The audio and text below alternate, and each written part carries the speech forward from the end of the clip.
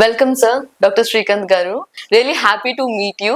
Sir చెప్పండి sir, మీరు ఇప్పుడు ఇంటెన్స్ కేర్ లోనే ఉంటారు, ఆ డిపార్ట్మెంట్ లోనే ఉంటారు కాబట్టి సో మీరు డైలీ చాలా మంది పేషెంట్స్ ఇంటరాక్ట్ అవుతూ ఉంటారు.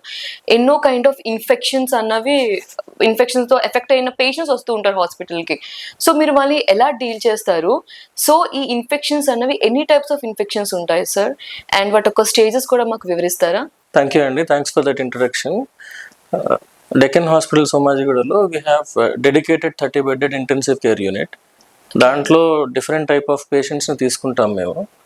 We cater all departments of patients like general medicine, pulmonology, దాని తర్వాత neuro surgery, neurology, gastroenterology, nephrology. So ఈ డిఫరెంట్ టైప్స్ ఆఫ్ పేషెంట్స్ అందరిని అడ్మిట్ చేస్తాము.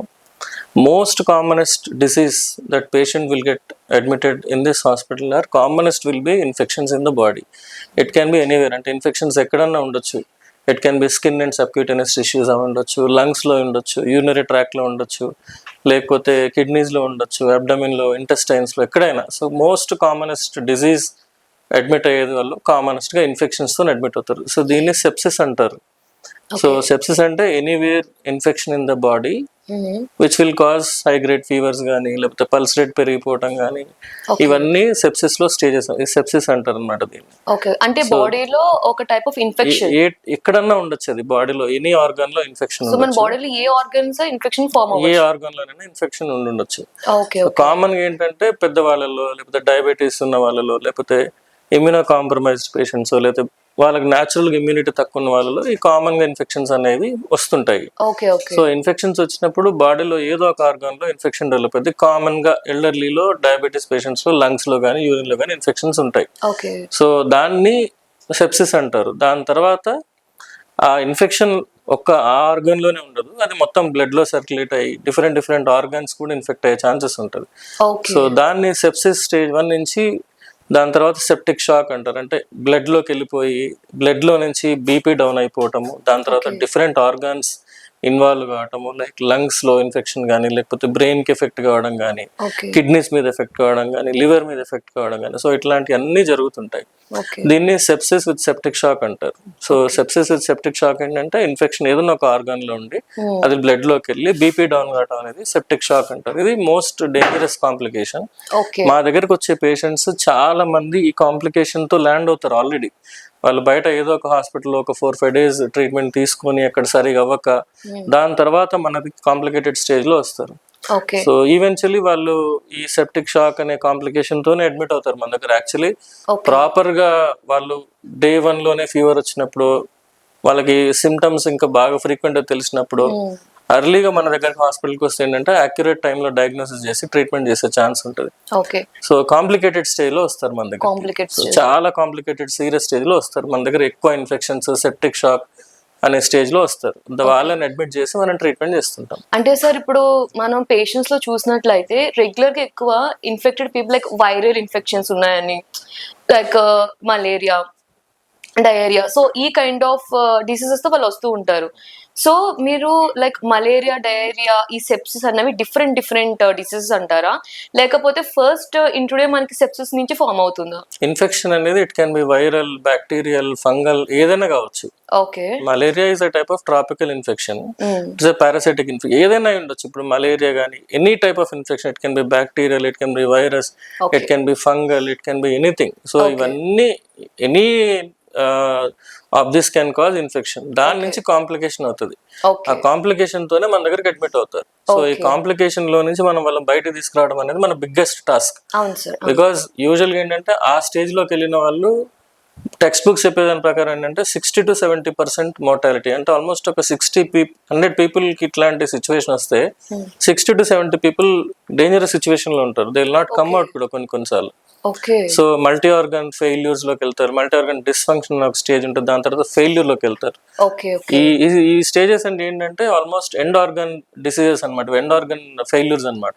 లైక్ కిడ్నీస్ కొన్నిసార్లు ఫెయిల్ అయిపోవచ్చు, లంగ్స్ సెపరేట్ పని చేయకపోవచ్చు, లివర్ పని చేయకపోవచ్చు, కొన్నిసార్లు బ్రెయిన్ మీద ఎఫెక్ట్ పడవచ్చు. ఓకే సో ఇవన్నీ కూడా ఏంటంటే కాంప్లికేటెడ్ స్టేజెస్ అన్నమాట. దీన్ని మల్టీ ఆర్గన్ డిస్ఫంక్షన్ అంటాము. దాని తర్వాత మల్టీ ఆర్గన్ ఫెయిల్యూర్ లోకి వెళ్తాయి. ఓకే మల్టీ ఆర్గన్ డిస్ఫంక్షన్ తర్వాత multi organ failure. Anything can multi organ failures అంటారు. Anything can cause, any infection can cause okay multi organ failures provided they are not treated properly. Okay so treatment అనేది చాలా careful గా, చాలా meticulous గా ప్రతి ఒక్క person కి ఏ treatment ఇవ్వాలో ఆ పర్సన్ కి ఏ రిక్వైర్మెంట్స్ ఉంటాయో అవి చూసి మాత్రమే చేయాల్సి వస్తుంది. So that is how it is treated. Okay sir, అంటే ఇప్పుడు మీరు multi organ dysfunction, multi organ failures అన్నారు కదా. సో ఫస్ట్ మనకి మీరు చెప్పిన ఇన్ఫెక్షన్ వచ్చేసి సెప్సిస్ అని చెప్పేసి అన్నారు. సో అది బ్లడ్ ఆర్గాన్స్ లోకి వెళ్ళి బ్లడ్ ద్వారా మనకి ఎఫెక్ట్ అవుతుంది. సో ఫస్ట్ స్టేజ్ అక్కడి నుంచి స్టార్ట్ అవుతుంది సార్. ఇనిషియల్ గా సెప్సిస్, దాని తర్వాత సెప్టిక్ షాక్, దాని తర్వాత మల్టీ ఆర్గన్ డిస్ఫంక్షన్, దాని తర్వాత మల్టీ ఆర్గన్ ఫెయిల్యూర్. సో ఇవి సీక్వెన్షియల్ గా స్టేజ్ వైజ్ జరిగే కాంప్లికేషన్స్ అన్నమాట. అసలు ఎలా వస్తుంది సార్ అసలు ఇన్ఫెక్షన్, ఎందుకు వస్తుంది అసలు? యూజువల్ ఏంటంటే మనం హాస్పిటల్లో ఉంటున్నాము, ఇమ్యూనిటీ బాగున్న వాళ్ళలో ఇష్యూస్ ఏమి ఉండవు. ఇప్పుడు ఇమ్యూనిటీ తక్కువ ఉన్న వాళ్ళు, లైక్ కిడ్నీ పేషెంట్స్ అనుకోండి, క్రానిక్ కిడ్నీ డిసీజ్ ఉన్న పేషెంట్స్, లేకపోతే పేషెంట్స్ లాంగ్ టర్మ్ స్టీరాయిడ్స్ లేకపోతే ఇమ్యూనోసప్రెషన్స్ లో ఉన్న వాళ్ళు, బోన్ మ్యారో ట్రాన్స్ప్లాంట్ అయిన వాళ్ళు, లేకపోతే కిడ్నీ ట్రాన్స్ప్లాంట్ అయిన వాళ్ళు, డయాబెటిక్ పేషెంట్స్, పెద్దవాళ్ళు, వీళ్ళందరూ ఏంటంటే these are all high risk people. So వీళ్ళలో ఇమ్యూనిటీ అనేది ఆల్రెడీ కొంచెం తక్కువ ఉంటుంది. సో ఎవరైతే ఇమ్యూనిటీ తక్కువ ఉన్న వాళ్ళు ఎక్స్ట్రా కేర్ఫుల్ గా ఉండాలి ఇన్ఫెక్షన్స్ రాకుండా, because they are prone for infections. వాళ్ళలో ఇమ్యూనిటీ ఉండదు, వాళ్ళలో ఆ రెసిస్టెన్స్ మెకానిజం అనేది ముందుగానే తక్కువ ఉంటుంది కాబట్టి వాళ్ళకి ఇన్ఫెక్షన్ రేట్స్ అనేవి ఎక్కువ ఉంటాయి. సో నార్మల్ పీపుల్ కి అందరికి ఇన్ఫెక్షన్స్ రావాలని లేదు, వాళ్ళందరూ ఇమ్యూనిటీని బట్టి డిసైడ్ అయి ఉంటది. తీసుకునే ఒక ఫుడ్ ఇంటేక్ బట్టి కూడా డిపెండ్. వాళ్ళ రైట్ ఫ్రమ్ బిగినింగ్ వాళ్ళ ఫుడ్ హ్యాబిట్స్ ఎట్లున్నాయి, వాళ్ళ న్యాచురల్ అపెటైట్ ఎట్లా ఉంది, వాళ్ళ హ్యాబిట్స్ ఎట్లున్నాయి, సో ఇవన్నీ కూడా మ్యాటర్ అవుతాయి. Okay sir, thank you. So మీరు ఇప్పుడు ఇంటెన్స్ కేర్ లో ఉన్నారు కదా. సో మనకి ఫస్ట్ ఇన్ఫెక్షన్ మనకి సెప్సిస్ నుంచి ఫామ్ అవుతుంది. So next like multi organ failures అని సో ఒకసారి పేషెంట్స్ వచ్చిన తర్వాత సో ఇవన్నీ మనం అనలైజ్ చేస్తాము. సో ఆ రిపోర్ట్స్ అని చూస్తాము. సో పర్సన్ ని లైక్ ఎమర్జెన్సీ ఇంకా చాలా డెప్త్ వరకు వెళ్ళిపోయిన తర్వాత వెంటిలేటర్స్ మీద మనం పెడతాం సార్ పేషెంట్స్ ని ఆల్మోస్ట్. సో వెంటిలేటర్స్ మీద జాయిన్ చేసిన తర్వాత ఉన్న తర్వాత పేషెంట్ ఎవరైతే వెంటిలేటర్ మీద ఉంటారో ఇంకా నో ఛాన్స్, ఇంకా వెంటిలేటర్ మీద పేషెంట్ ఇంకా బ్రతికే ఛాన్సెస్ లేవు. సో 90 to 80% ఇంకా బ్రతికించలేము అని లైక్ ఇదొక నడుస్తుంది, ఒక సేయింగ్ అన్నది అయితే ఉన్నది. అది చాలా కొన్ని కేసెస్ లో అయితే as it was happen. Patients అయితే వెంటిలేటర్స్ మీద నుంచి రారు కూడా, చూసే ఉంటాము. సో ఇది ఏంటి నిజమేనా అంటే వెంటిలేటర్స్ మీద ఉన్న బ్రతికించలేమా? సో వాళ్ళ పేషెంట్స్ బయటకు రాలేరా? యూజువల్లీ ఏంటంటే ఇప్పుడు వెంటిలేటర్ మీద పెట్టడానికి రీజన్స్ మల్టిపుల్ రీజన్స్ ఉంటాయి. ఓకే, ఇప్పుడు బేసిక్ గా say suppose disease to disease verify అవుతుంది, అది చేంజ్ అవుతుంటది. ఇప్పుడు స్పెసిఫిక్ గా లంగ్ డిసీజ్ ఉందనుకోండి, లంగ్స్ పాడైపోయినప్పుడు ఏంటంటే ఆక్సిజన్ లోపలికి వెళ్ళదు, కార్బన్ డైఆక్సైడ్ బయటికి రాదు. నార్మల్ లంగ్ వర్కింగ్ మెకానిజం అది. నార్మల్ గా మనకు ఆక్సిజన్ లోపలికి వెళ్ళాలి, కార్బన్ డైఆక్సైడ్ బయటికి రావాలి. బట్ దాని లంగ్ డిసీజ్ చాలా సివియర్ గా ఎక్స్టెన్సివ్ ఉందనుకోండి, లంగ్స్ అనేది బాగా సాలిడిఫై అయిపోతాయి. అంటే నార్మల్ గా స్పాంజ్ లాగా ఉండాల్సిన లంగ్స్ బాగా గట్టిగా అయిపోతాయి. సో గట్టిగా అయిపోయినప్పుడు ఏంటంటే లోపలికి ఆక్సిజన్ వెళ్ళలేదు, బయటికి కార్బన్ డైఆక్సైడ్ రాలేదు. సో ఇట్లాంటి సిచ్యువేషన్ అప్పుడు మనం పేషెంట్ వెంటిలేటర్ మీద తీసుకుంటాం. ఎందుకంటే వెంటిలేటర్ తోని మనం ఆర్టిఫిషియల్ గా కొంచెం ప్రెషరైజ్డ్ ఆక్సిజన్ చాలా కంట్రోల్డ్ గా ప్రాపర్ గా ఆల్రెడీ జరిగిన లంగ్ ఇన్ఫెక్షన్ ని ఇంకెక్కువ కానియకుండా, ఇంకెక్కువ డ్యామేజ్ జరగకుండా దాని స్ట్రాటజీస్ ఫాలో చేస్తూ మనిషికి ఆక్సిజన్ సప్లై చేయటము, దాని తర్వాత కార్బన్ డైఆక్సైడ్ రిమూవ్ చేయటం అనేది మన ప్రైమరీ స్ట్రాటజీ. సో ఇదేంటంటే ARDS అంటారు, అంటే రెస్పిరేటరీ డిస్ట్రెస్ సిండ్రోమ్ అంటారు దీన్ని. ఇది బేసిక్ గా ఒక 2 weeks ప్రాసెస్ అన్నమాట. యూజువల్ గా ఈ 2 weeks లేకపోతే 2.5 weeks అనేది ఈ డిసీజ్ ప్రాసెస్ అనేది జరుగుతుంది. ఈ డిసీజ్ ప్రాసెస్ లో నార్మల్ గా అతనికి ఉండే లంగ్ రిజర్వ్ కొంచెం బెటర్ గా ఉంటేనేమో పేషెంట్స్ యూజువల్ గా రికవర్ అవుతారు, లేకపోతే రికవర్ అయ్యే ఛాన్సెస్ తక్కువ. బట్ మీరు చెప్పినట్టుగా అందరూ పేషెంట్స్ వెంటిలేటర్ మీదకి వెళ్ళిన వాళ్ళు రికవర్ కారు అనేది అయితే లేదు. స్పెసిఫికల్లీ లంగ్ డిసీజ్ ఉన్న వాళ్ళు అయితే డెఫినెట్ గా వాళ్ళ టాలరెన్స్ లెవెల్స్ తక్కువ ఉంటాయి, వాళ్ళకి బయటకు వచ్చే ఛాన్సెస్ తక్కువ ఉంటాయి. సో వాళ్ళల్లో మీరు చెప్పినట్టుగా డెఫినెట్ గా మోర్టాలిటీ అనేది ఎక్కువ ఉంటుంది. బట్ ఈవెన్ దట్ అవన్నీ ఉన్నా కూడా మన దగ్గర మన సక్సెస్ రేట్ ఆల్మోస్ట్ 70 to 75% ఉంది. సో ఆ టైంలో పేషెంట్స్కి ఎటువంటి మెడికేషన్ తీసుకుంటారు సార్ మీరు? ఇట్ ఆల్ డిపెండ్స్ ఆన్ అంటే what type of infection that has come with basically. Okay. ఇప్పుడు ఎట్లా ఉంటుందంటే మీరు క్వశ్చన్ అడిగి రైట్ క్వశ్చన్, చాలా మంచి క్వశ్చన్ అడిగారు మీరు. ఏ టైప్ ఆఫ్ ట్రీట్మెంట్ ఉంటుంది అన్నారు. Basic stay of treatment in infections will be antibiotic. First dose of antibiotic ఏ టైంలో ఇస్తున్నాం అనేది ఇంపార్టెంట్. ఓకే. వచ్చిన పేషెంట్ వచ్చిన 1 hour లోపల మనం ఫస్ట్ డోస్ ఆఫ్ యాంటీబయాటిక్ అనేది ఇవ్వాలి. And that to right antibiotic at the right time has to be given for a right patient. మీరు యాంటీబయాటిక్ 1 hour లో ఇవ్వడం పాయింట్ కాదు, but relevant antibiotic, appropriate antibiotic appropriate dose లో appropriate టైంలో ఇవ్వాలి. So that is most important. That is the main stay of treatment. దాని తర్వాత how do you change your strategy, మీరు దాని తర్వాత పేషెంట్కి వచ్చిన ఇన్ఫెక్షన్స్, కల్చర్స్ రిపోర్ట్స్, వీటన్నిటిని బట్టి you will change your strategy. But ప్రాపర్గా ఏం చేయాలంటే 1 hour లోపల వచ్చినప్పుడు ఆ పేషెంట్కి ఎంపెరికల్ యాంటీబయాటిక్ థెరపీ అప్రోప్రియేట్ టైంలో ఇవ్వాలనేది మెయిన్ స్టే. దాని తర్వాత మీ వెంటిలేటర్ స్ట్రాటజీస్, దాని తర్వాత రిక్వైర్మెంట్ ఉన్నప్పుడు డయాలసిస్ స్ట్రాటజీస్, ఇవన్నీ మల్టిపుల్ స్పెషాలిటీస్తో డిస్కస్ చేస్తూ మనం we take care the treatment, we will move forward the treatment అన్నమాట. అంటే ఇప్పుడు సపోజ్ ఒక పేషెంట్స్ అలా ఎమర్జెన్సీ టైంలో వచ్చారు, సో ఆ టైంలో లైక్ వెంటిలేటర్స్ మీద ఉన్నారు, లంగ్ ఇన్ఫెక్షన్ అయింది, సో మీరు మెడికేషన్ ఇచ్చే టైంలో లైక్ ఇంకా ఏమైనా సర్జికల్ గా ఏమైనా డిపెండ్ అయి ఉంటుందా, లేకపోతే ఇంకా డెప్త్ గా ఏమైనా ఉన్నదా? సో దాని ఎవల్యూషన్ ఎలా ఉంటుంది doctor? Main stay of treatment will be antibiotic therapy. But మీరు అడిగినట్టుగా ఇప్పుడు సపోజ్ ఒక పేషెంట్ కి లెగ్ కాల్లో ఇన్ఫెక్షన్ ఉంది, ఓకే, అది మొత్తం అంతా కుళ్ళిపోయింది. ఓకే. సో మెడిసిన్స్ ఇవ్వడంతో పాటు అతనికి ఆ టైంలో సర్జికల్ ట్రీట్మెంట్ కూడా చేయాలి. ఓకే, బోత్ సర్జికల్ ట్రీట్మెంట్ చేయలేదు అనుకోండి, ఓకే, సర్జన్ వచ్చి సర్జికల్ ట్రీట్మెంట్ చేస్తేనే ఆ ఉన్న ఇన్ఫెక్షన్ ఏదైతే ఉందో అది తీయగలిగితేనే rest of all the complications మనం తట్టుకోగలుగుతాం. మనం ఓన్లీ మెడిసిన్స్ మాత్రమే ఇచ్చి సర్జికల్ ట్రీట్మెంట్ చేయలేకపోయినా కూడా పేషెంట్ ఇంప్రూవ్ అయ్యే ఛాన్సెస్ ఉండదు. నా మెడిసిన్ అంటే medical therapy will help to an extent, but అతనికి ఉన్న ఇన్ఫెక్షన్, డీప్ సీటెడ్ ఇన్ఫెక్షన్ ని క్లియర్ చేయకపోతే నేను ఎన్ని మెడికేషన్స్ ఇచ్చినా, ఎన్ని యాంటీబయాటిక్స్ ఇచ్చినా కూడా ఒక లెవెల్ వరకే ఇంప్రూవ్మెంట్ వస్తుంది, కానీ కంప్లీట్ రికవర్ కాదు. ఈవెన్చువల్లీ పేషెంట్స్ ఇబ్బంది పడతారు. సో ఎగ్జాక్ట్లీ సైమల్టేనియస్ చేయాలి. So both medical, surgical, antibiotics therapy, దాని తర్వాత ఇంకా మిగతా అన్ని ప్రొఫైలాక్సిస్, షుగర్ కంట్రోల్ చేసుకోవాలి, నాకు థ్రాంబో ఎంబాలిజం అంటే లోపల బ్లడ్ క్లాట్స్ కాకుండా చూసుకోవాలి, పొజిషనింగ్ చూసుకోవాలి, ఫీడింగ్ ప్రాపర్గా ఇవ్వాలి. వాళ్ళు యూజువల్గా ఏంటంటే ఇంత సీరియస్ పేషెంట్స్లో వాళ్ళు తినలేరు, వాళ్ళకి ఫుడ్ అప్రాపరేట్ సరిగా ఉండదు, వాళ్ళకి ప్రోటీన్ ఇంటేక్ సరిగా ఉండదు. సో నేను protein intake have to adjust according to the needs ఆ పేషెంట్కి. యూజువల్లీ ఇంత ఇన్ఫెక్షన్స్ ఉన్న వాళ్ళలో మనకి హై క్యాలరిక్ కానీ లేకపోతే హై ప్రోటీన్ డైట్ ఇవ్వాల్సి వస్తుంది.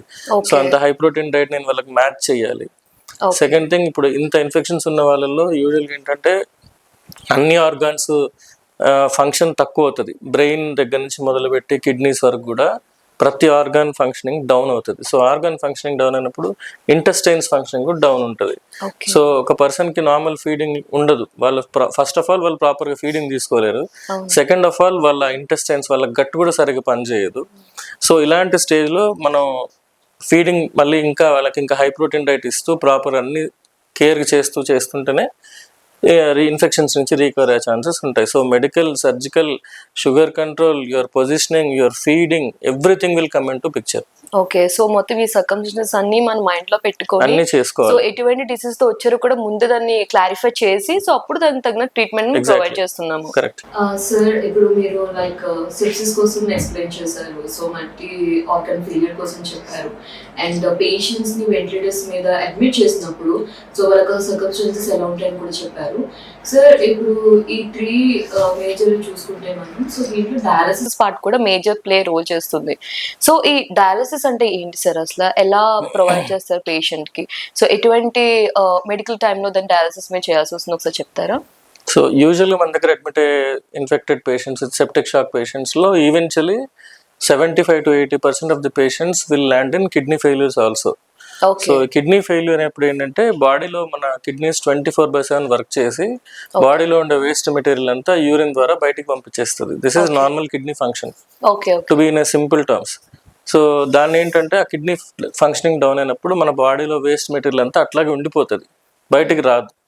సో ఆ వేస్ట్ మెటీరియల్ అంతా బాడీ మీద మళ్ళీ ఎఫెక్ట్ చూపిస్తుంది, బ్రెయిన్ మీద ఎఫెక్ట్ చూపిస్తుంది, డ్రౌజీ అయిపోతారు, గుండె మీద ఎఫెక్ట్ చూపిస్తుంది, ఎల్వి ఫంక్షనింగ్ డౌన్ అయిపోతుంటాయి. సో ఇట్లా ఒక్క ప్రాబ్లంతో వస్తే పేషెంట్స్కి ఒక కాంప్లికేషన్తో ఇంకొక కాంప్లికేషన్ ఇట్లా జరుగుతుంటుంది.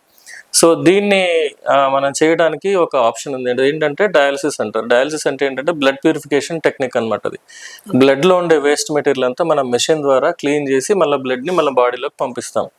సో ఇది డయాలసిస్ అంటారు. దీంట్లో ఇది ఏంటంటే అక్యూట్ కిడ్నీ ఇంజరీ అంటారు. అంటే టెంపరీగా ఇన్ఫెక్షన్ వల్ల డౌన్ అయిన కిడ్నీస్ని మనం డయాలసిస్ ద్వారా ఆ వేస్ట్ మెటీరియల్ అంతా తీసేస్తాం.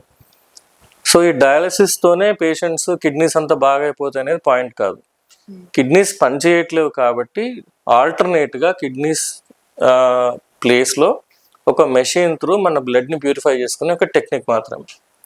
సో డయాలసిస్ చేస్తే కిడ్నీస్ ఇంప్రూవ్ అయిపోతాయి అనే కాన్సెప్ట్ కూడా తప్పు.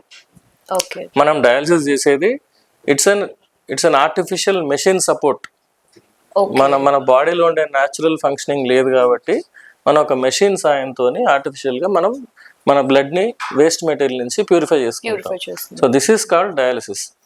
సో దీంట్లో ఏంటంటే ఐసీయూలో different types of modalities of dialysis ఇవన్నీ ఉంటాయి. బట్ ఏంటంటే మనకి ఇది కూడా లైఫ్ సేవింగే. ఈ డయాలసిస్ అనేది మనం చేయలేదు అనుకోండి, ఆ టైంలో మన బాడీలో వేస్ట్ మెటీరియల్తో ఇంకా మల్టిపుల్ కాంప్లికేషన్స్ వస్తాయి. సో 100% అది మనకి లైఫ్ సేవింగ్ సపోర్ట్ లాగానే మనకి హెల్ప్ అవుతుంది.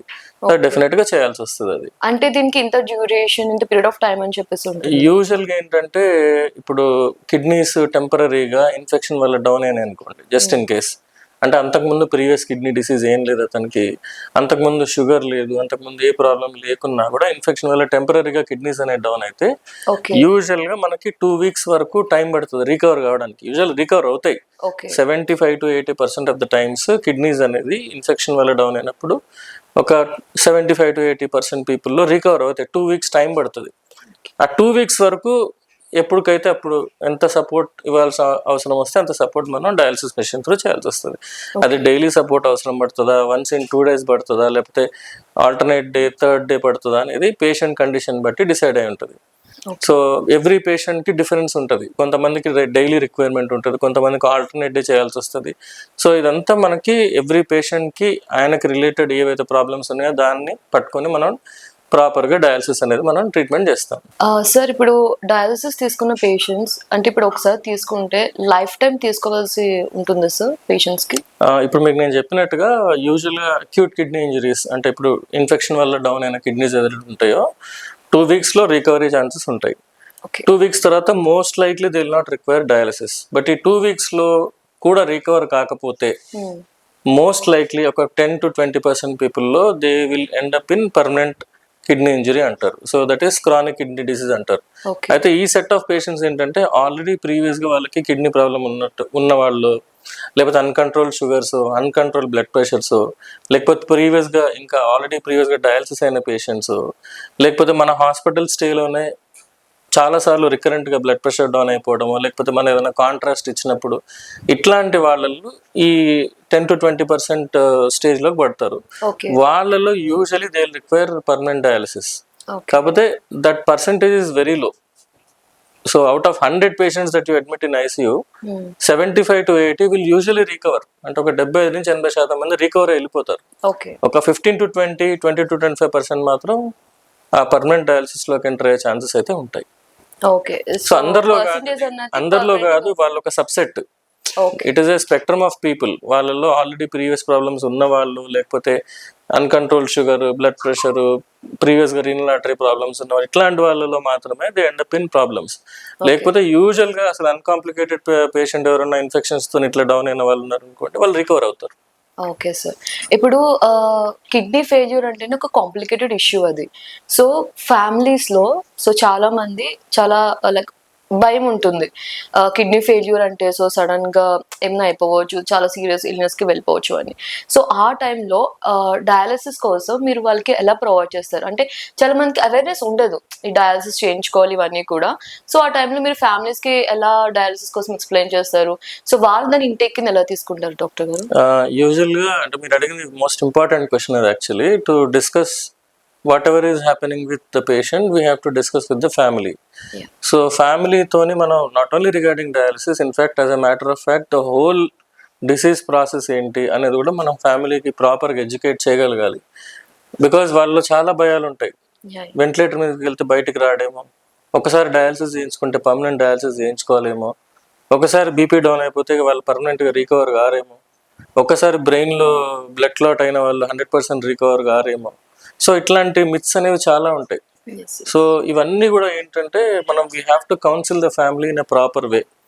First right from day 1 admission అయినప్పటి నుంచి you have to maintain rapport with certain people. వాళ్ళ ఫ్యామిలీలో ఇప్పుడు సపోజ్ వైఫ్ అడ్మిట్ అయింది అనుకోండి, husband along with kids, these are the priority people.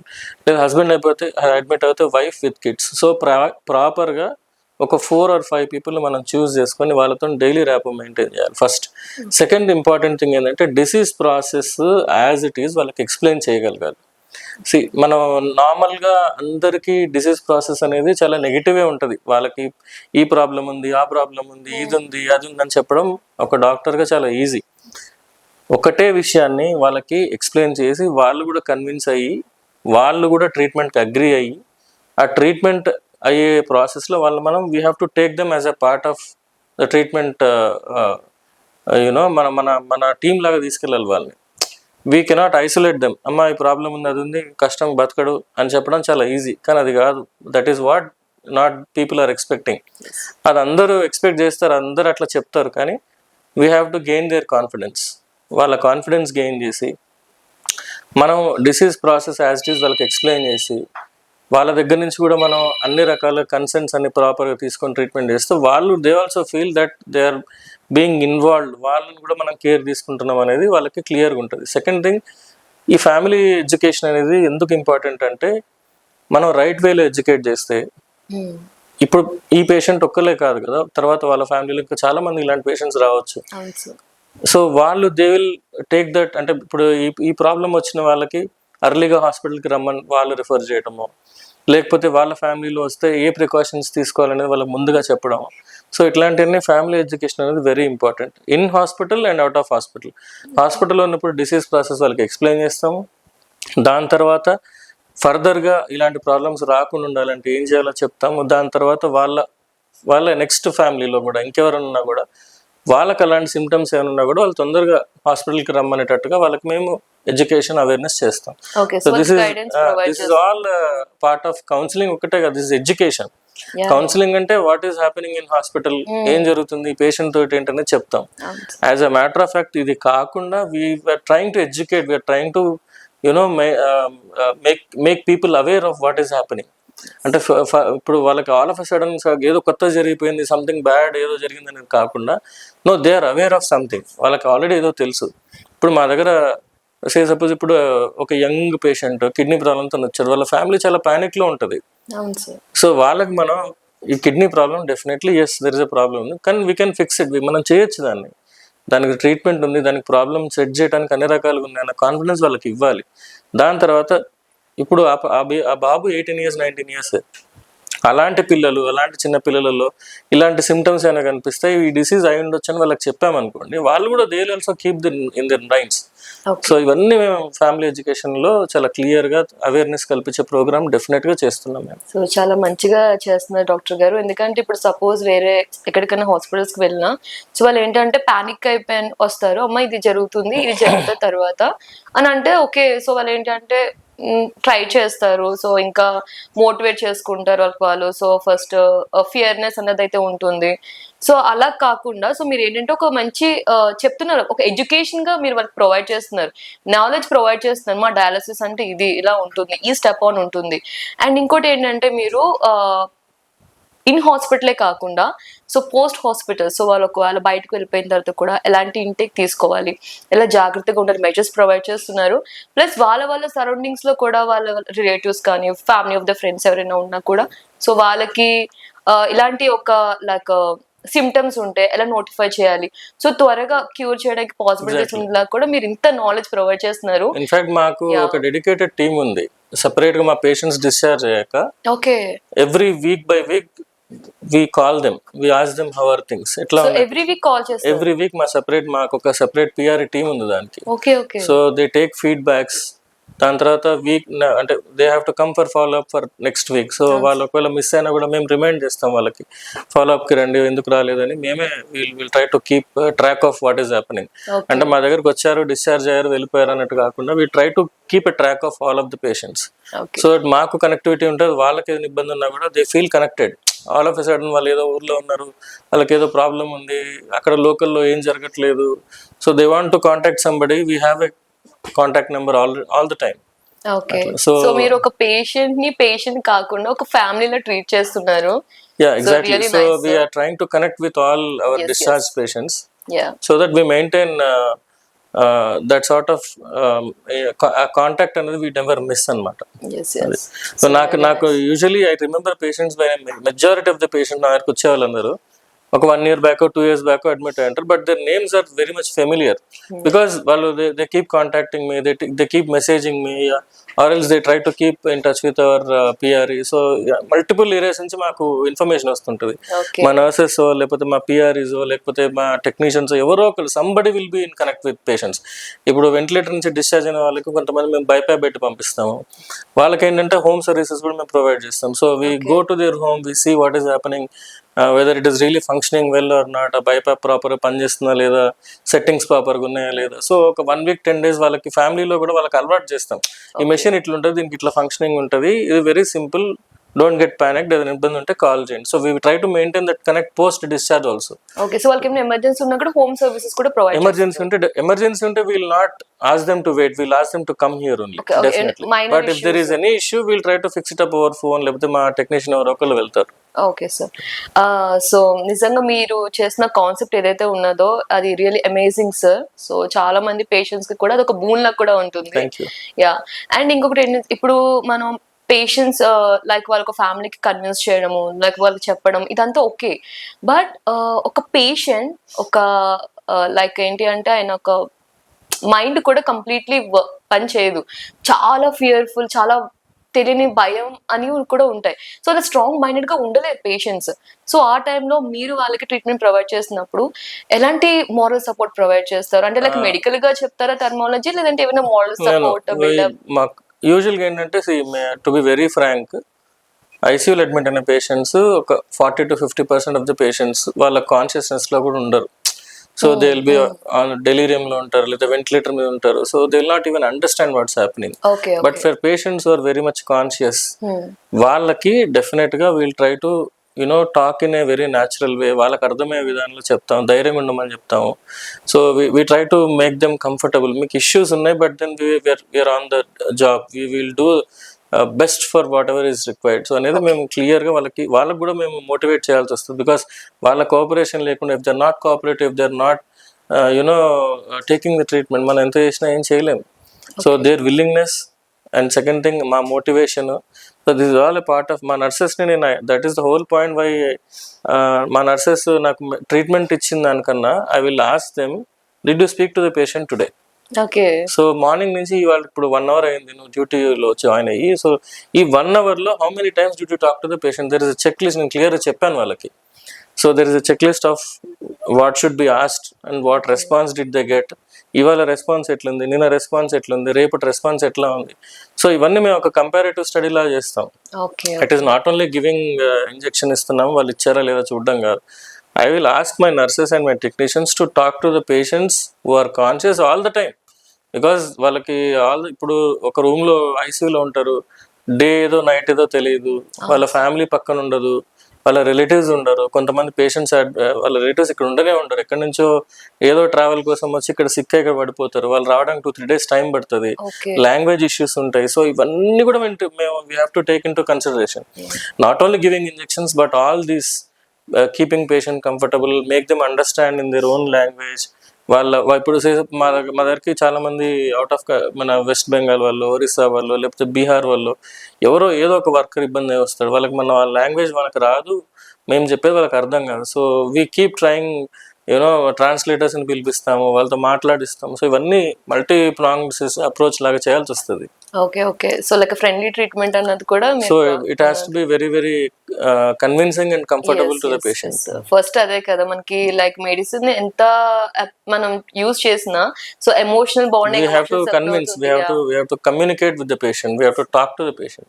Really great. That will give lot of confidence to the patient. Okay, thank you sir. So ప్రతిదీ కూడా మీరు like infections ఎలా spread down అవుతాయి, so major causes ఏంటి, so దాంట్లో stages ఎలా ఉంటాయి, dialysis, వీటన్ని కోసం కూడా చాలా మంచిగా మాకు చెప్పారు, మాకు మా ప్రేక్షకులకి కూడా. సార్ ఇప్పుడు మన హెల్త్ ఇవన్నీ చూసుకుంటే కూడా మెయిన్ టాపిక్ హెల్త్ కాబట్టి, సో ఇవన్నీ రాకుండా లైక్ ఫుడ్ విషయంలో కానీ లైక్ మేజర్ ఇష్యూస్ ఏమీ రాకుండా ఎలాంటి స్టెప్స్ తీసుకోవాలి సో హెల్తీగా ఉండడానికి? Basic health starts right from your childhood. It will not come on a sudden. Okay, మీకు రైట్ ఫ్రమ్ చైల్డ్హుడ్ నుంచి కూడా మీ కిడ్స్ ని మీరు ఎట్లా ట్రైన్ చేస్తారో, ఎట్లా రేజ్ చేస్తారో, that will make lot of impact on your later your health. yes, so right from beginning మీ కిడ్ అంటే even from the childhood kids కి ప్రాపర్గా ఎర్లీ మార్నింగ్ ఎక్సర్సైజ్ కానీ రన్నింగ్ కానీ ఏదైనా activity early in the morning 6 to 7 or 5 to 6. Not only studies are important, but activities are much more important than what you actually do with your studies. Studies are very much important than food intake. See, not everybody are affordable. అందరూ higher level of food తీసుకోవాలని లేదు, but definitely వాళ్ళకున్న లిమిట్లో కూడా we have adequate number of nutrients, adequate number of foods to be taken. So అవి తీసుకోవాలి. Bad హ్యాబిట్స్కి వెళ్ళకూడదు. Right from childhood we are saying మీ 10th class 11th class పిల్లలు కూడా they smoke, they booze. So these are all not good habits. ఇవన్నీ at this moment at this age లో start చేయడం అనేది not a good thing. Second thing, ఇవి వల్ల మీరు చాలా మందిని చూస్తున్నారు, అన్ఐడెంటిఫైడ్ డయాబెటీస్ అనేది చైల్డ్హుడ్ నుంచి స్టార్ట్ అవుతుంది. కాంప్లికేషన్స్ 15-16 years కి వచ్చేస్తున్నాయి. సో రైట్ ఫ్రమ్ బిగినింగ్ మీకు ఒక హెల్త్ చెకప్ లాంటిదో, లేకపోతే జస్ట్ అట్లీస్ట్ ఇప్పుడు యాన్యువల్ చెకప్ అంటే పెద్దవాళ్ళకి రిక్వైర్మెంట్, కానీ అట్లీస్ట్ కిడ్స్ ఏజ్ లో ఉన్న వాళ్ళకి ఎవ్రీ 3 yearsకో 4 yearsకో ఏదైనా ఒక బేసిక్ ఇన్వెస్టిగేషన్స్ అయితే డెఫినెట్ గా మ్యాండేటరీ చేసుకోవాలి. థైరాయిడ్స్ మీరు చూడండి, ఎర్లీ 18 years 19 years పిల్లలకు కూడా థైరాయిడ్స్ వస్తున్నాయి. సో వాళ్ళందరికీ ఇనిషియల్ డేస్ నుంచి కూడా వాళ్ళకి ఫాలో అప్ ఉండదు, ప్రాపర్ ఫుడ్ ఉండదు, వీటన్నిటి వల్ల ఉంటుంది. సో నేను అనేది రైట్ ఫ్రమ్ చైల్డ్హుడ్ నుంచి మన హెల్త్ కేర్ ఎట్లా ఉంది అనే దాన్ని బట్టే లేటర్ ఆన్ యువర్ ఇమ్యూనిటీ అనేది మీకు depends all on this. So early detection of diabetes కానీ, థైరాయిడ్స్ కానీ, బ్లడ్ ప్రెషర్స్ కానీ, ఇవన్నీ కూడా రైట్ ఫ్రమ్ చైల్డ్హుడ్ నుంచే స్టార్ట్ అవ్వాలి. ఆల్ ఆఫ్ ఎ సడన్ పిల్లలు సడన్ గా ఒకేసారి ఒబీస్ అయిపోవటము, లేకపోతే వాళ్ళ హంగర్ పెరిగిపోవటము, ఇవన్నీ కేర్ఫుల్ గా చూస్తూ మనం మానిటర్ చేస్తూ చేయాల్సి వస్తుంది. Okay, so yeah, thank you sir, thank you so much. Thank you. It's very pleasure to have your interview for today itself. Okay, and today we have met Dr. Srikanth garu. So ఆయన మాటల్లో చాలా క్లుప్తంగా మనకి వివరించారు. So అసలు infections ఎలా form అవుతాయి, so health ని ఎలా ఇంటేక్ తీసుకోవాలి, సో హెల్తీ హ్యాబిట్స్ ఎలా బిల్డ్ చేసుకోవాలి, సో చైల్డ్హుడ్ నుంచే మనం ఎలాగా like dependent of the foods ఎలా తీసుకోవాలని కూడా చాలా మంచిగా వివరించారు. Signing off. Thank you.